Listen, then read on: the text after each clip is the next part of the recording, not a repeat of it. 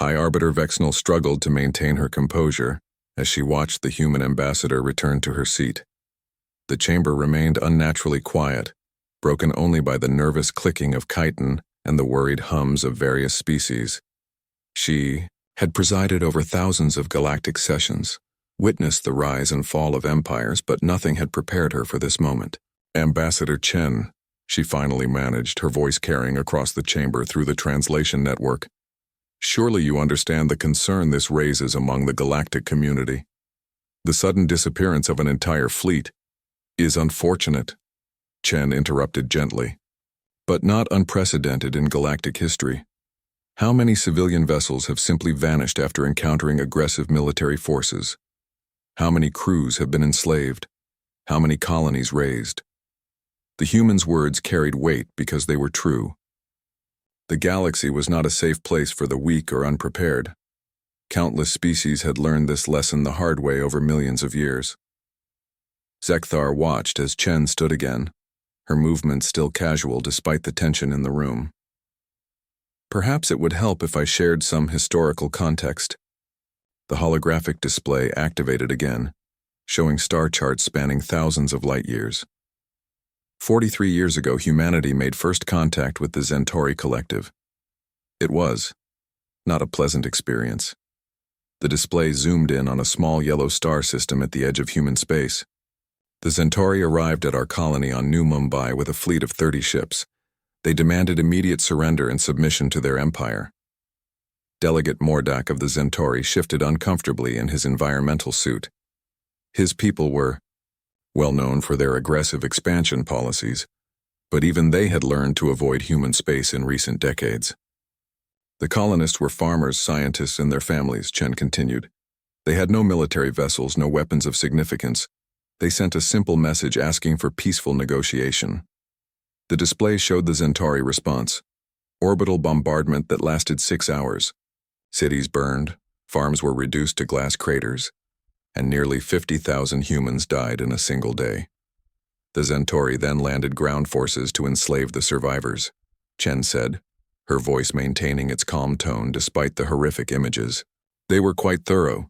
Men, women, children, all were processed for transport to Centauri labor camps. Zekthar had heard rumors of this incident, but seeing the documentation made his stomach turn. The methodical nature of the attack, the casual brutality, the complete disregard for civilian life. It was standard operating procedure for many galactic powers, but somehow seeing it applied to humans made it seem more real.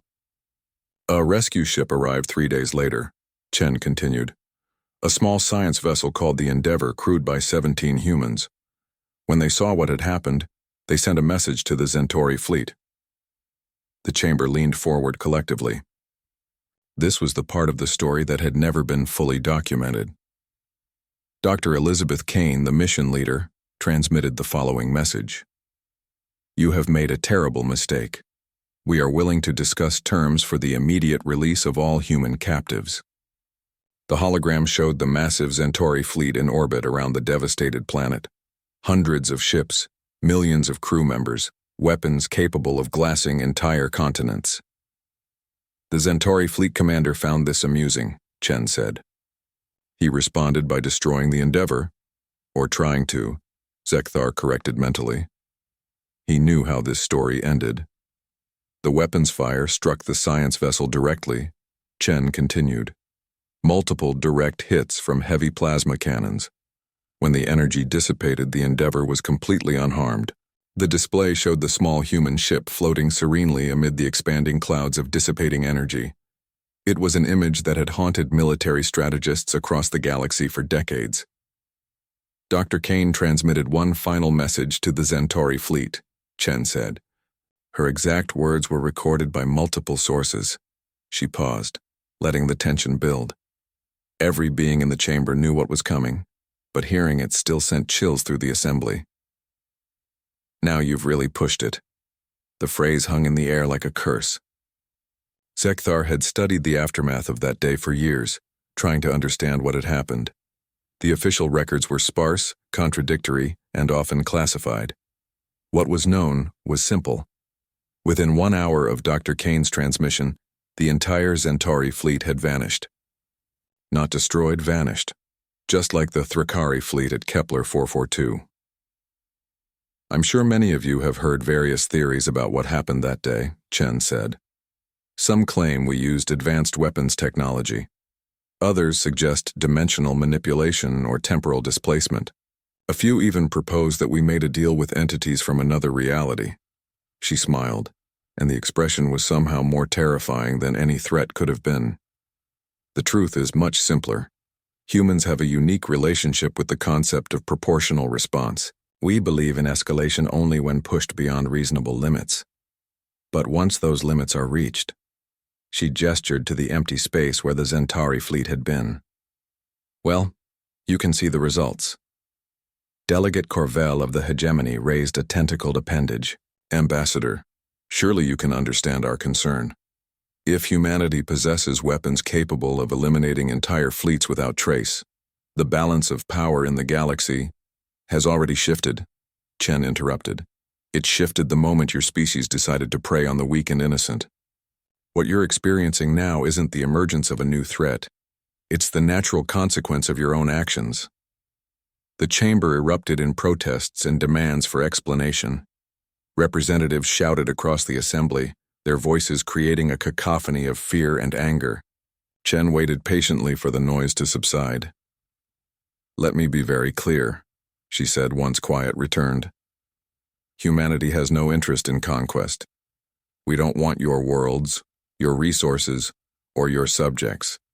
We simply want to be left alone to pursue our own peaceful development. She activated the display again, showing current star charts. Human space was clearly marked, a modest collection of systems scattered across several sectors. As you can see, human territory has not expanded in over 30 years. We have made no territorial demands, launched no invasions, and established no new colonies in disputed space. Our military presence consists entirely of defensive installations and patrol vessels. This was true, Zekthar knew. Human space was actually smaller than many minor powers, and their expansion had been remarkably restrained by galactic standards. However, Chen continued, we will not tolerate attacks on our civilians. We will not accept the enslavement of our people, and we will not ignore acts of unprovoked aggression against lawful human activities. The message was becoming clearer with each word. Humanity was not interested in playing the traditional galactic game of expansion and conquest, but they had demonstrated repeatedly that they possessed the power to end anyone who threatened them. The choice is yours, Chen concluded. You can continue your current policies and risk the consequences, or you can adapt to a new reality where attacking civilians has serious repercussions. She sat down, her presentation complete. The chamber remained silent as delegates processed the implications of her words. The galaxy had indeed changed, and everyone was beginning to understand exactly how much. Admiral Krickstock of the Morvani Armada felt his confidence drain away as he processed the human ambassador's words.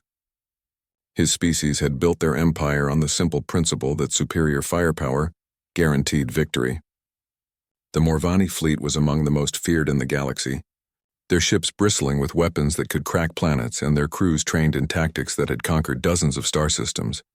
But looking at the small human delegation, he felt something he hadn't experienced in centuries: genuine fear.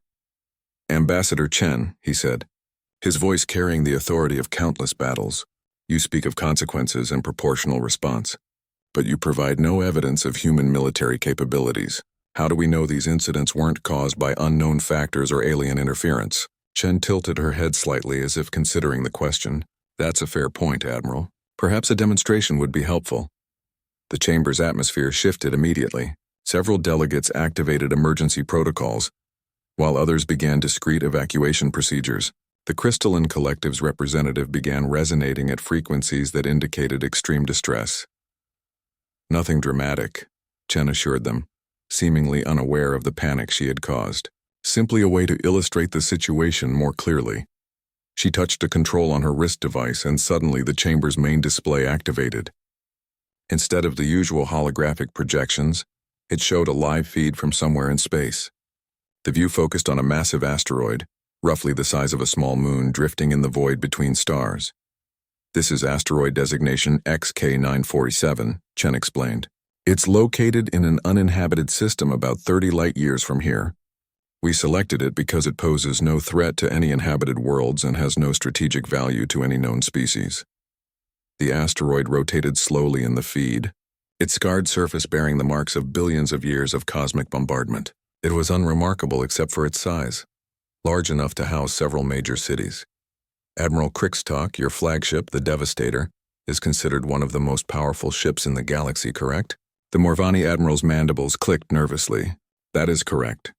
The Devastator carries firepower equivalent to a small fleet. Excellent. Could you estimate how long it would take your ship to completely destroy that asteroid? Kriegstock studied the display, his tactical computer calculating mass, density, and probable composition. With sustained bombardment using our heaviest weapons, approximately 6 hours for complete obliteration. 6 hours, Chen repeated thoughtfully. And that would require your ship's entire energy output, leaving you vulnerable and depleted afterward. Yes, but the demonstration would be impressive, Kriegstock replied, unsure where this conversation was leading. Chen nodded and spoke into her wrist device. Captain Martinez, please proceed. The chamber watched the display intently.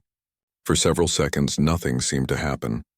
The asteroid continued its slow rotation, unchanged and apparently unthreatened. Then it simply wasn't there anymore. Not destroyed, not shattered, not reduced to debris. It had simply ceased to exist, leaving empty space where moments before there had been a massive celestial body. The only indication that anything had happened was a brief fluctuation in the sensor readings. The silence in the chamber was absolute. Zekthar felt his respiratory system struggling as the implications hit him. A mass equivalent to several trillion tons of rock and metal had been eliminated instantly, without any visible weapon discharge or energy signature. That was accomplished by a single human patrol vessel, Chen said casually. A small ship with a crew of 8, currently stationed approximately 40,000 kilometers from your current position. Several delegates began hyperventilating in their respective atmospheric requirements. The gaseous collective's representatives started spinning so rapidly that their containment field sparked with static discharge. The interesting thing about human technology, Chen continued, is that it scales remarkably well. What you just witnessed was our standard defensive capability. Our military vessels are naturally somewhat more capable. Admiral Kriegstock's tactical mind struggled to process what he had seen.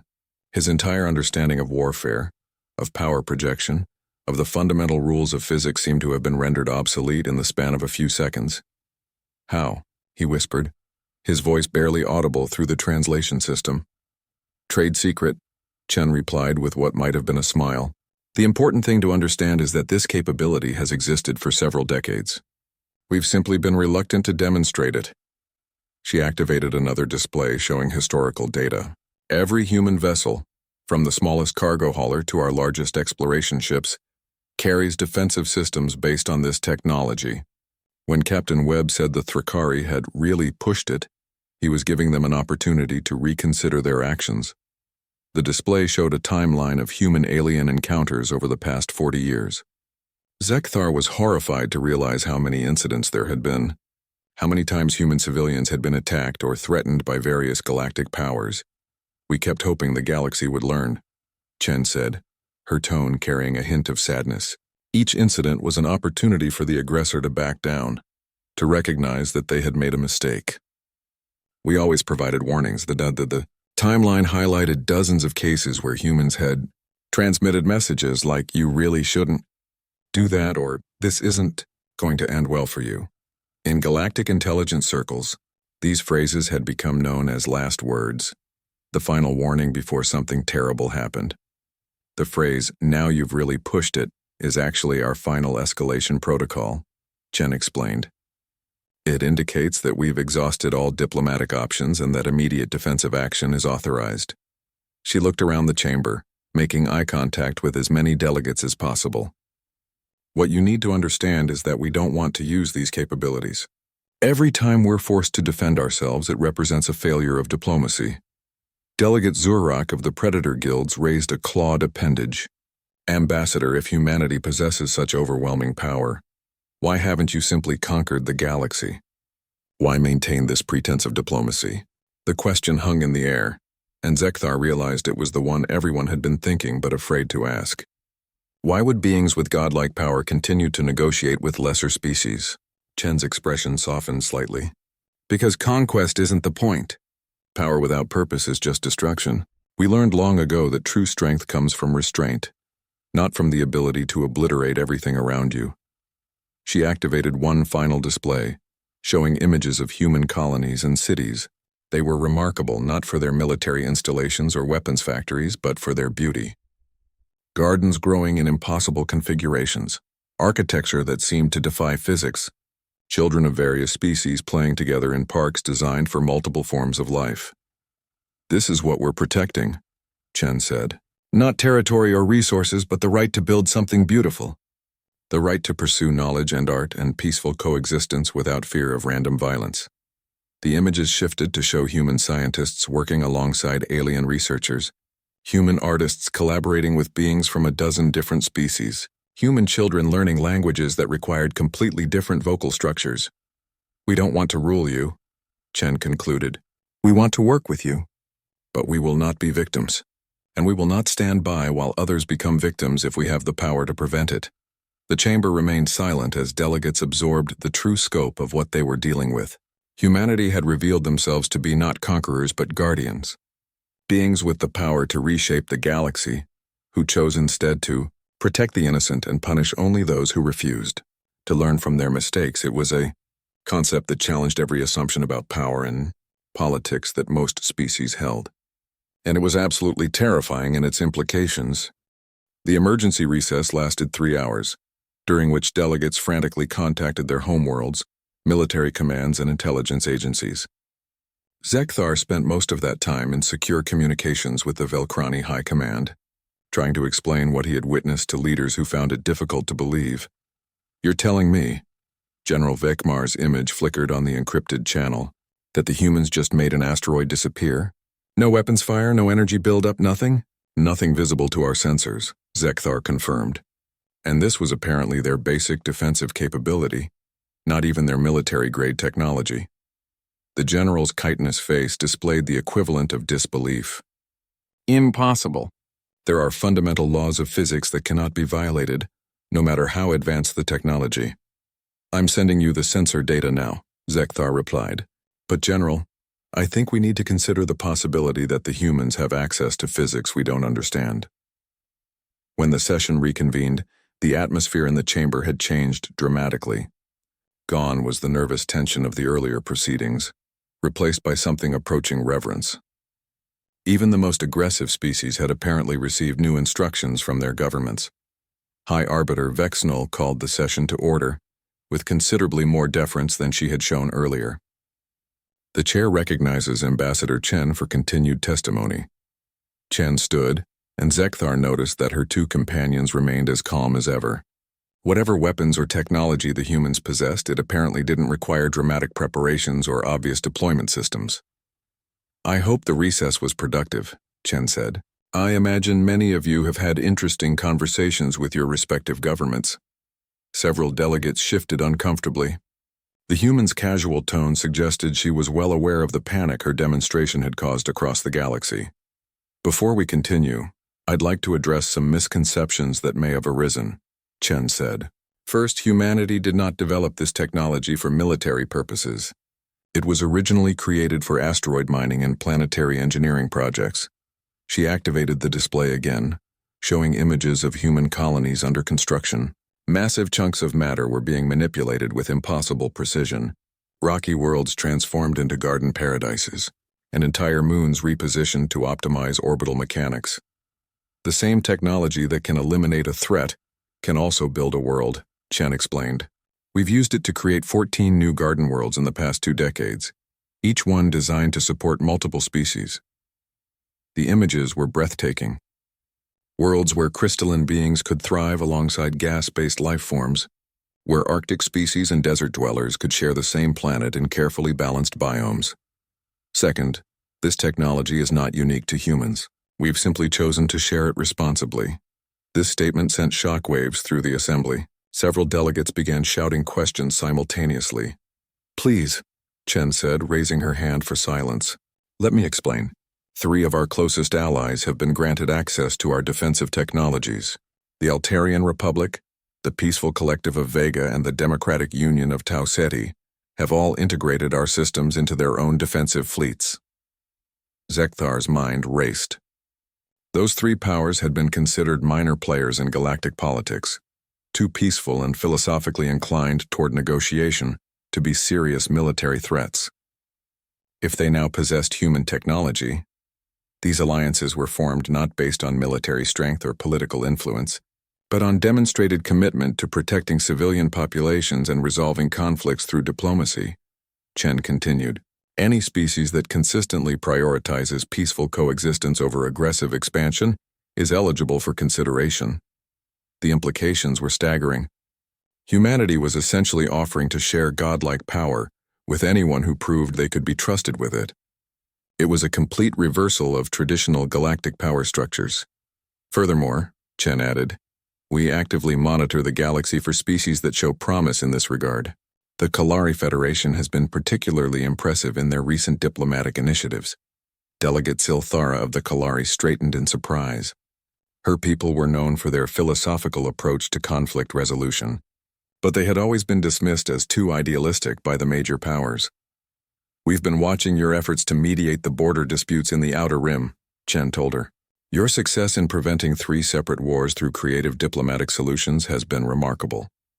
The human ambassador turned to address the full assembly. "This is how the galaxy could work. Instead of constant competition for resources and territory, we could focus on mutual benefit and shared prosperity." Admiral Crickstock of the Morvani raised a tentacled appendage. "Ambassador, you speak of ideal societies, but the galaxy has always operated on the principle that might makes right. How do you propose to change millions of years of evolutionary behavior?" Chen nodded thoughtfully. "An excellent question, Admiral. The answer is that we don't intend to force change. We simply demonstrate that there's a better way and allow others to choose." She activated a new display showing military expenditure data across the galaxy. The numbers were staggering. Trillions of credits spent annually on weapons, ships, and military infrastructure. Consider what could be accomplished if even half of these resources were redirected toward exploration, research, and development, Chen said. "We could terraform dead worlds, cure diseases that have plagued various species for millennia, and expand into new regions of space together." The display shifted to show projections of galactic development under different scenarios. The collaborative model showed exponential growth in technology, quality of life, and territorial expansion compared to the traditional competitive approach. "But this is all theoretical," Delegate Mordak of the Zentari interjected. "What guarantee do we have that humanity won't eventually use its power to dominate the galaxy?" Chen smiled. "None whatsoever. You'll simply have to trust us." The brutal honesty of the statement was more reassuring than any formal treaty could have been. Zekthar realized that beings with the power to enforce their will didn't need to lie about their intentions. "However," Chen continued, "I can offer you our track record. 43 years of contact with hundreds of species, and we have never initiated aggression. We have never conquered territory through force. We have never enslaved populations or demanded tribute." This was true, and every intelligence agency in the galaxy had confirmed it. Human expansion had been remarkably restrained, often turning down opportunities for advantageous territorial acquisitions. "What we have done is defend ourselves when attacked, protect the innocent when possible, and share our knowledge with those who demonstrate compatible values," Chen said. "We believe actions speak louder than promises." She looked around the chamber one final time. "The choice before you is simple. You can continue the old ways: constant warfare, mutual exploitation, and the gradual decline of galactic civilization. Or you can join us in building something better." The display showed one final image: a vast space station under construction in a previously empty system. The structure was enormous, clearly designed to accommodate multiple species simultaneously. "Construction began 6 months ago on Haven Station," Chen announced. "It will be a neutral meeting ground for any species interested in peaceful cooperation. Trade, cultural exchange, joint research projects, and diplomatic negotiations all conducted under the protection of human defensive systems. She sat down, her presentation complete. The chamber remained silent as delegates considered the magnitude of what had been offered. Humanity had essentially invited the entire galaxy to abandon the ancient cycle of competition and violence in favor of collaborative growth. The question now was whether anyone would be brave enough to accept. The first to break the silence was completely unexpected. Delegate Thaisara of the Hive Collective, a species known for their aggressive territorial expansion and rigid hierarchical structure, slowly rose from her section of the chamber. Ambassador Chen.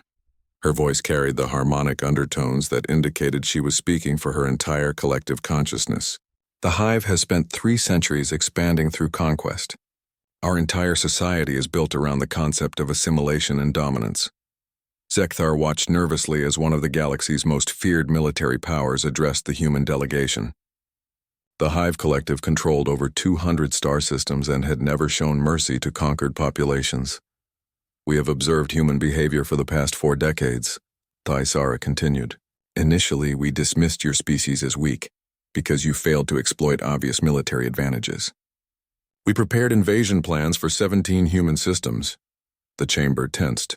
This was the first public admission that a major power had actively planned attacks on human territory. Those plans were abandoned after the Zentari incident, Thaisara admitted, not because we feared human retaliation, but because we could not comprehend your strategic objectives. Chen remained seated, listening with apparent interest but no visible concern. A species with your capabilities should have conquered half the galaxy by now, Thaisara said. Your restraint makes no sense according to our understanding of evolutionary imperatives. Perhaps that's the problem, Chen replied gently. Evolution is about adaptation, not domination. Sometimes the strongest survival strategy is cooperation. Thaisara was quiet for several moments, and Zekthar could almost hear the collective consciousness processing this concept. The Hive operated on pure efficiency principles. Every action was evaluated based on its contribution to collective survival and growth. We request admission to Haven Station, Thaisara announced suddenly. The chamber erupted in shocked chatter. The Hive Collective asking to join a peaceful cooperation initiative was like a supernova asking to become a garden. The collective has calculated that our current expansion model has a 93% probability of triggering galactic war within the next century, Thaisara explained. Such a conflict would be catastrophic for all species, including our own. Chen stood and bowed slightly, a gesture of respect that seemed to surprise the Hive delegate. We would be honored to welcome the collective to Haven Station. Your expertise in large-scale organization and resource management would be invaluable. The humans' easy acceptance of their former enemy seemed to break something loose in the chamber's atmosphere. Delegate after delegate began rising to request information about Haven Station, about human technology sharing, about the possibility of defensive alliances. But it was Admiral Krikstok who asked the question everyone was thinking. Ambassador, what about those of us who have already committed acts of aggression against humanity? What about the species that have attacked your civilians or threatened your colonies? Chen turned to face the Morvani Admiral directly. What about them? Will there be consequences? Reparations? Military trials? Chen tilted her head thoughtfully. Admiral, 3 years ago, a Morvani raiding fleet attacked our colony Transport Harmony. They destroyed 2 escort vessels and killed 47 people before being driven off. Krikstak's mandibles clicked nervously. He remembered that incident. It had been considered a minor victory at the time. The Morvani fleet commander sent a message afterward. Chen continued. He said, "This is what happens to weak species who venture into Morvani space." The Admiral's confidence began to crumble as he realized where this was going. Our response was to ensure that no Morvani vessels could approach our civilian ships within 50 light years, Chen said. Your raiders found their weapon systems mysteriously malfunctioning whenever they attempted to target human vessels. Krikstak's eyes widened. For 3 years, Morvani military commanders had been puzzled by a series of technical failures that seemed to affect only operations targeting human assets.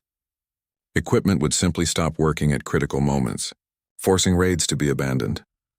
You've been protecting yourselves without us even knowing it, he whispered. We prefer subtle responses when possible, Chen confirmed. But we also believe in the possibility of redemption. Admiral, your people are renowned for their courage and tactical brilliance. Imagine what you could accomplish if those skills were directed toward exploration rather than conquest. She activated the display again, showing star charts of unexplored regions beyond the galactic rim. There are entire galaxies waiting to be discovered. New forms of life, new technologies, new wonders that we can't even imagine. Why fight over scraps when there's an infinite universe to explore? The vision was compelling. Instead of endless wars over finite resources, humanity was offering unlimited expansion into the unknown. But what about honor? Admiral Krickstock asked. Morvani culture is built around the concept of glorious battle. How do we maintain our identity without conquest? Chen smiled. Admiral, is there any greater honor than being the first to make contact with a new form of life? Any greater glory than discovering a cure for a disease that has plagued your people for generations? Any greater battle than fighting against the very limits of physics itself? She was reframing warfare as exploration, conquest as discovery. It was a radical shift that challenged fundamental assumptions about what it meant to be strong. The greatest enemy any species will ever face isn't another fleet or empire, Chen continued. It's ignorance. It's the limitations of our own understanding. It's the entropy that will eventually claim the universe itself. The display showed images of human scientists working at the edges of known physics, pushing the boundaries of what was possible. These are our warriors now. They fight battles against the fundamental forces of reality, and their victories benefit everyone. Delegate Zurrock of the Predator Guilds raised a clawed appendage. This is all very inspiring, Ambassador. But some species aren't capable of such dramatic cultural shifts. What about those of us who are inherently predatory? Chen nodded understanding. The galaxy needs predators, Zurrock, but it needs them focused on the right prey. She activated a new display showing the dark spaces between galaxies. There are things out there that make your worst nightmares look like children's toys. Entities that consume entire star systems, cosmic phenomena that could end galactic civilization in an instant. The images were terrifying, writhing masses of dark matter that moved with purpose, energy patterns that seemed to actively hunt for inhabited worlds, geometric shapes that hurt to look at directly. Humanity has been tracking these threats for 2 decades, Chen said. We've managed to divert 3 potential extinction events away from populated areas, but we can't do it alone forever. She looked directly at the Predator Guild delegate. Your people are the finest hunters in the galaxy.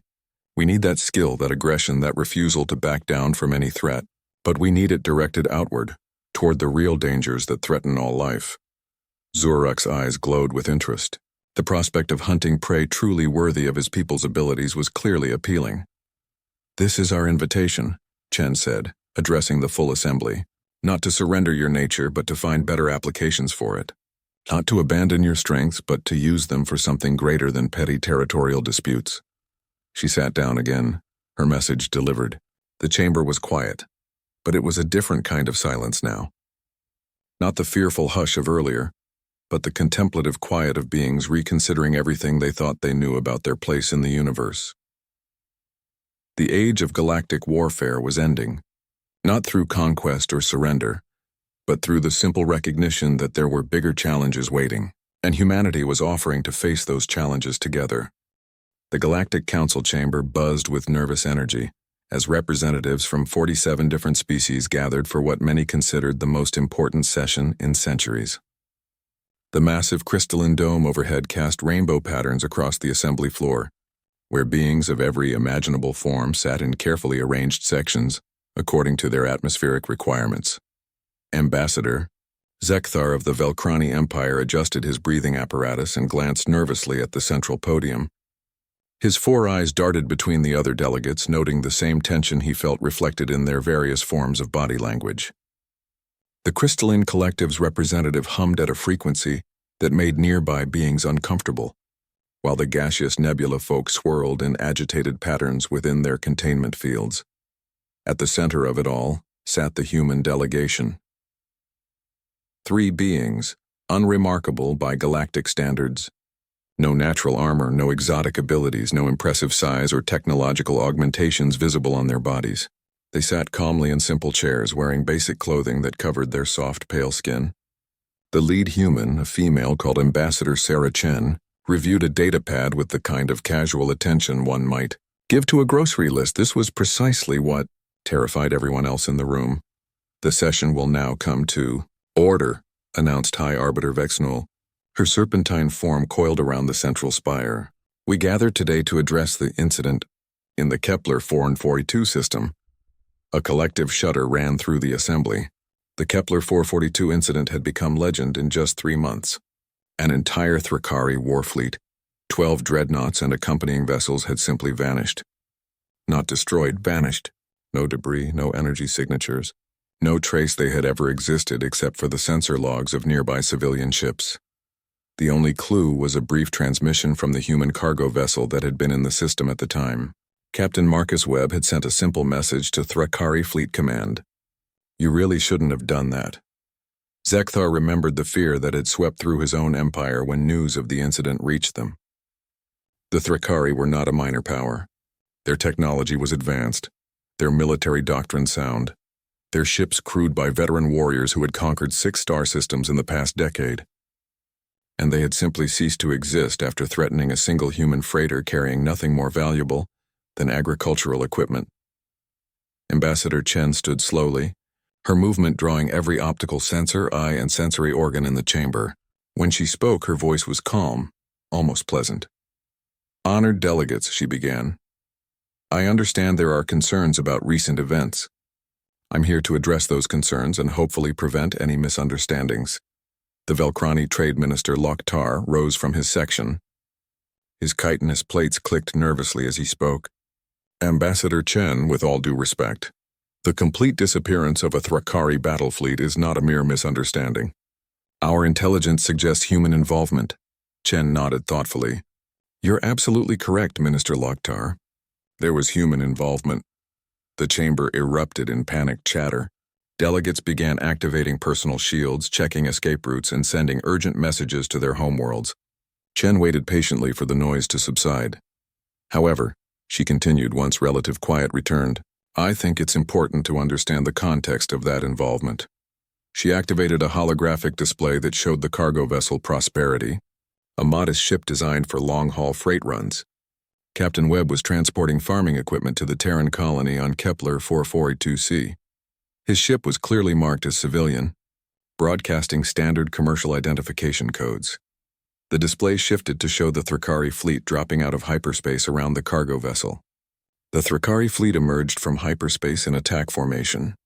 Their first communication was a demand for immediate surrender. Zekthar watched as the recreation showed the massive Thrakari dreadnoughts surrounding the tiny human vessel like predators circling wounded prey. He had seen similar scenarios countless times throughout galactic history. Usually they ended with the smaller ship's destruction or the crew's enslavement.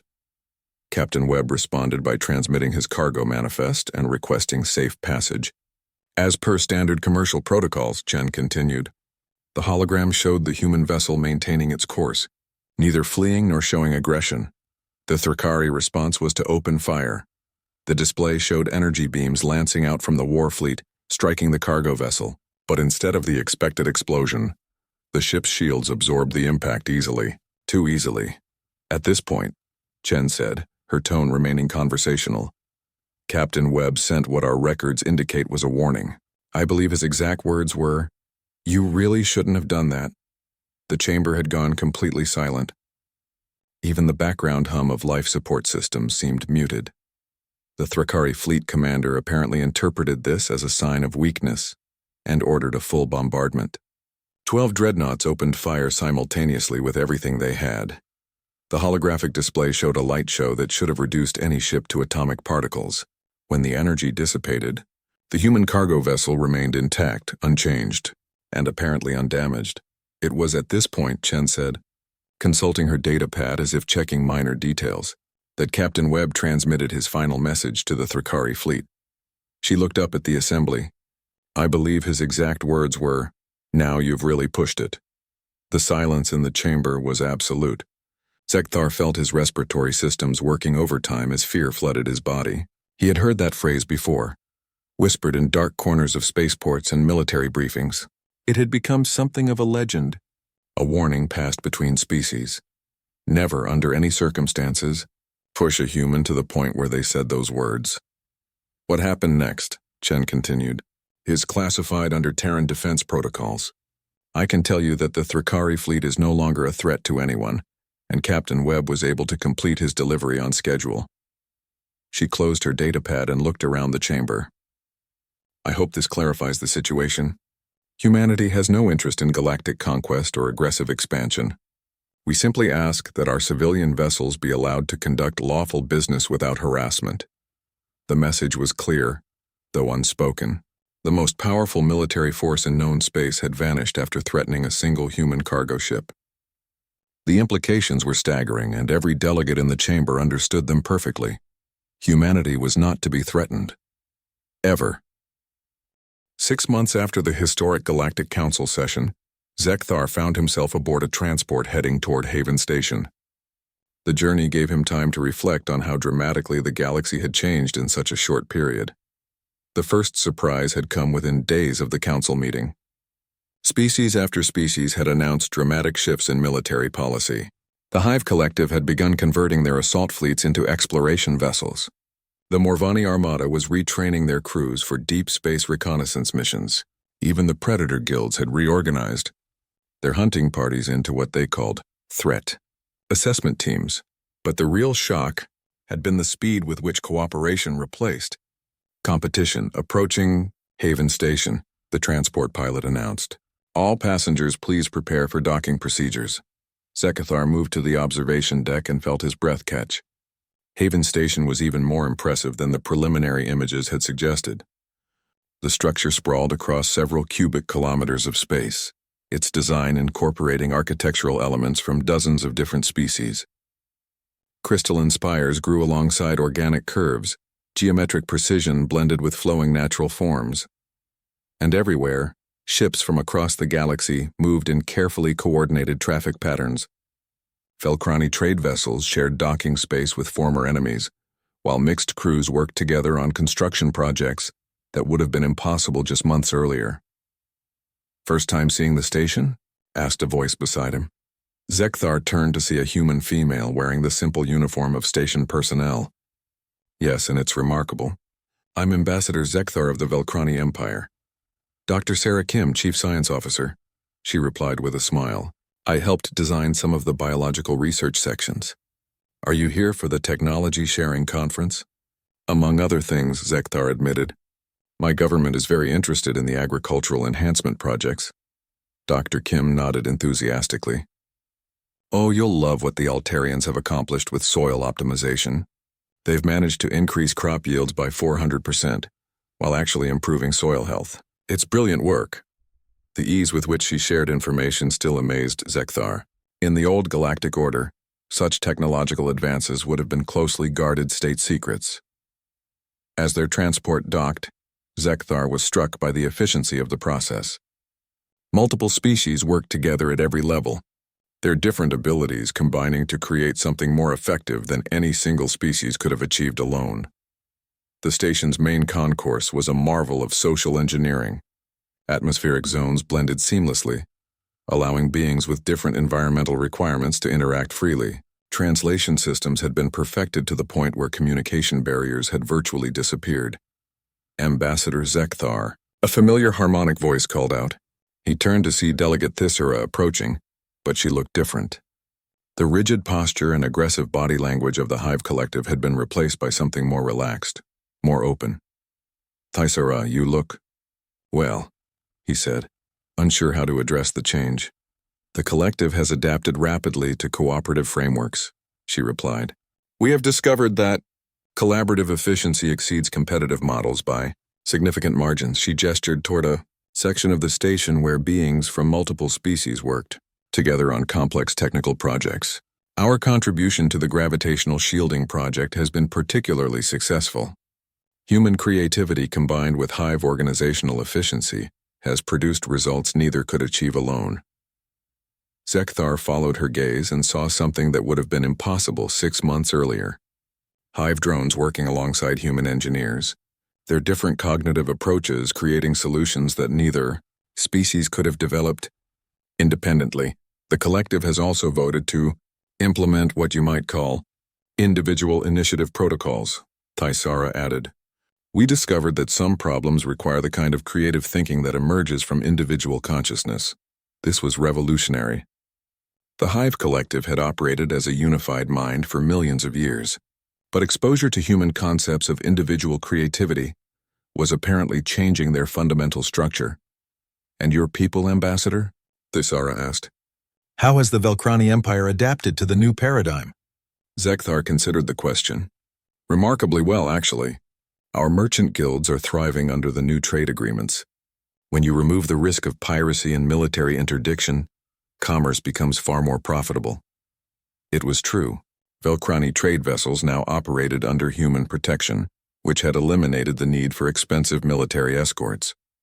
Profit margins had increased by nearly 60%, and new markets were opening daily as former enemies became trading partners. Ambassador Zekthar? A new voice joined the conversation. Admiral Krikstok approached, but like Thaisara, he seemed transformed. Gone was the aggressive bearing of a military commander, replaced by something approaching excitement. Admiral, Zekthar replied, I hear the Morvani have made some interesting discoveries. Krikstok's mandibles clicked, and what Zekthar had learned was the Morvani equivalent of a grin. 3 new star systems in the past month, including one with clear signs of ancient technology. Our exploration fleets are finding wonders we never could have imagined. The Admiral activated a portable display showing images from recent expeditions, structures that defied conventional physics, energy patterns that suggested technologies beyond current understanding, and evidence of civilizations that had achieved incredible advances before mysteriously vanishing. This is what we were fighting over? Krikstok said, gesturing back toward the core galaxy. A few hundred star systems when there are millions waiting to be explored? Dr. Kim rejoined their group, having completed her docking duties. Admiral, have you seen the preliminary analysis of the artifact your team found in the NGC 2419 system? Not yet. Is it significant? Potentially revolutionary, Dr. Kim replied. The energy matrix suggests a technology that could allow faster-than-light communication across galactic distances. If we can understand it, we could maintain real-time contact with exploration fleets anywhere in the known universe. The implications were staggering. Instant communication across vast distances would eliminate the isolation that had always limited deep space exploration. More importantly, Dr. Kim continued, the artifact appears to be some kind of warning system. We think it was left by a species that encountered one of the cosmic threats Ambassador Chen mentioned. The group fell silent. The existence of universe-threatening entities had been largely theoretical until now. But physical evidence was sobering. Which brings us to the real reason for today's gathering, a familiar voice said behind them. They turned to see Ambassador Chen approaching, accompanied by several beings Zekthar didn't recognize. They looked humanoid but moved with an odd flowing grace that suggested they weren't entirely bound by normal physics. Everyone, I'd like you to meet our new partners from the Andromeda Galaxy, Chen said. They've been dealing with cosmic threats for considerably longer than we have. Zekthar felt his world shift once again. Contact with extragalactic civilizations had been the stuff of theoretical physics, but here they were, casually introduced at a diplomatic gathering. The Andromedans have agreed to share their experience with cosmic defense, Chen continued. In exchange, we're offering access to our exploration and colonization technologies. One of the Andromedans stepped forward, its voice carrying harmonics that seemed to resonate directly in Zekthar's mind. Your species show remarkable promise. In our galaxy, it took millions of years to achieve the level of cooperation you have accomplished in months. The threats you face are real, another Andromedan added. But together we can not only defend against them, but eventually transcend them entirely. As Zekthar looked around at the gathered representatives, former enemies now working as allies, different species combining their strengths, even extragalactic civilizations joining their cause, he realized that humanity had accomplished something unprecedented in cosmic history. They had transformed a galaxy of competitors into a community of explorers, and now they were reaching beyond their own galaxy to face challenges that threatened the very structure of reality itself. The phrase, "now you've really pushed it," had become legendary across the galaxy, but Zekthar finally understood its true meaning. It wasn't a threat, it was a promise. A promise that humanity would push back against any force that threatened the innocent, no matter how vast or ancient or powerful. And now, the entire galaxy was pushing back together. 5 years had passed since the establishment of Haven Station, and the galaxy had become unrecognizable. Zekthar, now serving as the director of interspecies commerce, stood in the observation deck of the newly completed Deep Space Monitoring Array, watching as construction crews put the finishing touches on humanity's most ambitious project yet. The array stretched across an entire star system, its sensors and defensive platforms positioned to monitor threats from beyond the galactic rim. It was a joint effort involving every major species, combining technologies that would have been impossible without unprecedented cooperation. Impressive, isn't it? Admiral Krickstock's voice came from behind him. The former Morvani military commander now served as director of galactic exploration, overseeing expeditions that had already mapped 3 nearby galaxies. 5 years ago, I thought the humans were simply another predator species with better weapons, Zekthar replied. I never imagined they were trying to save us all. Krickstock joined him at the observation window. To be fair, I don't think they knew either. They were just doing what seemed right, one decision at a time. A soft chime indicated an incoming priority transmission. Both beings turned as a holographic display activated, showing Ambassador Chen's image. She looked tired but satisfied, and Zekthar could see the bridge of a massive vessel behind her. Zekthar, Admiral Krickstock. Good to see you both. Chen's voice carried clearly across the communication system. I hope you're watching the feeds from the outer rim. Of course, Zekthar replied. How is the evacuation proceeding? Better than expected. The Vorthon Collective has agreed to relocate their entire civilization to the Andromeda Galaxy. That's 12 billion beings who won't be here when the entity arrives. The entity. Even 5 years later, the name sent chills through every being in the galaxy. The Andromedans had warned them about it. A cosmic force that consumed entire galaxies, growing stronger with each one it devoured. Their calculations suggested it would reach the Milky Way within the next decade. Any word from the deep space reconnaissance fleets? Admiral Krickstock asked. Chen's expression grew more serious. Fleet Commander Thaisara reports that the entity is definitely intelligent. It's been systematically destroying star systems in a pattern that suggests strategic thinking. How much time do we have? Zekthar asked, though he dreaded the answer. Best estimate is 7 years before it reaches our outer colonies. Maybe 8 if the gravitational barriers hold longer than projected. 7 years to evacuate an entire galaxy. The scope of the challenge was almost incomprehensible, but somehow it no longer seemed impossible. The same cooperation that had transformed galactic politics was now being applied to the largest logistics operation in recorded history. There is some good news, Chen continued. The joint research project on the ancient artifacts has yielded results. Dr. Kim thinks she's found a way to actually fight this thing.